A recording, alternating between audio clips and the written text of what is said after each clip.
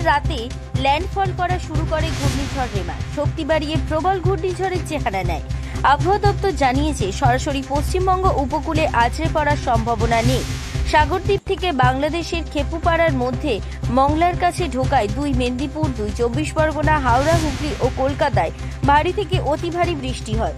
ঝোড়ো হাওয়ার দাপট থাকে ঘন্টায় 135 কিলোমিটারে। বৃষ্টিতে কলকাতা ও সংলগ্ন জেলাগুলি জল জমে। রাস্তাঘাটে বিভিন্ন জায়গায় গাছ ভেঙে পড়েছে। জলমগ্ন কলকাতা সহ বিভিন্ন জেলা।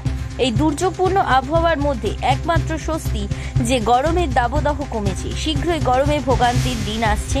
আবহাওয়া দপ্তরের পূর্বাভাসের খবর। আজ দক্ষিণ চব্বিশ পরগনার তাপমাত্রা 26 ডিগ্রি সেলসিয়াস, স্বাভাবিকের থেকে 8 ডিগ্রি সেলসিয়াস কম। রবিবার রাত থেকে টানা বৃষ্টি, দিনভর গরমের অনুভূতি অনেকটাই কম ছিল। রেমালের কারণে ঝড় বৃষ্টির জেরে তাপমাত্রা কমায় তা কয়েকদিনের মধ্যে বাড়তে চলছে। আগামী কয়েকদিনে তাপমাত্রা 3 থেকে 5 ডিগ্রি সেলসিয়াস পর্যন্ত বাড়তে পারে। কলকাতা ও দক্ষিণবঙ্গীয় বঙ্গের জন্য সতর্কতা জারি রেখেছে আবহাওয়া অফিস। থেকে দক্ষিণবঙ্গে আর কোনো সতর্কতা থাকছে না। আবহাওয়ার বদল হতে চলেছে। ব্যুরো রিপোর্ট, জেলার বার্তা।